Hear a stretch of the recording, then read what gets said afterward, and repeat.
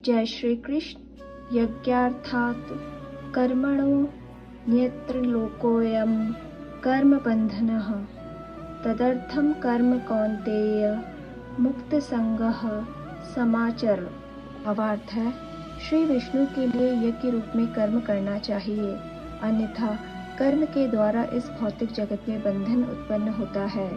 अतः हे कुंती पुत्र, उनकी प्रसन्नता के लिए अपने नियत कर्म करो, इस तरह तुम बंधन से सदा मुक्त रहोगे। तात्पर्य है, चूंकि मनुष्य को शरीर के निर्वाह के लिए भी कर्म करना होता है, अतः विशिष्ट सामाजिक स्थिति तथा गुण को ध्यान में रखकर नियत कर्म इस तरह बनाए गए हैं कि उस उद्देश्य की पूर्ति हो सके। यज्ञ का अर्थ भगवान विष्णु है। सारे यज्ञ भगवान विष्णु की प्रसन्नता के लिए हैं। वेदों का आदेश है, यज्ञो वे विष्णु हो।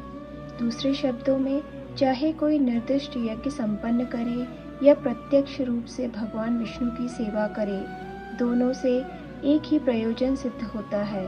जैसा कि इस श्लोक में संतुत किया गया है, कृष्ण भावनामृत यज्ञ ही है। वर्णाश्रम धर्म का भी उद्देश्य भगवान विष्णु को प्रसन्न करना है। वर्णाश्रमाचार्यता पुरुषेण परम पुमान विष्णुराराध्यते। अतः भगवान विष्णु की प्रसन्नता के लिए कर्म करना चाहिए। इस जगत में किया जाने वाला अन्य कोई कर्म बंधन का कारण होगा, क्योंकि अच्छे तथा बुरे कर्मों के फल होते हैं और कोई भी फल कर्म करने वाले को बांध लेता है। अतः कृष्ण को प्रसन्न करने के लिए कृष्ण भावना भावित होना होगा, और जब कोई ऐसा कर्म करता है तो वह मुक्त दशा को प्राप्त रहता है।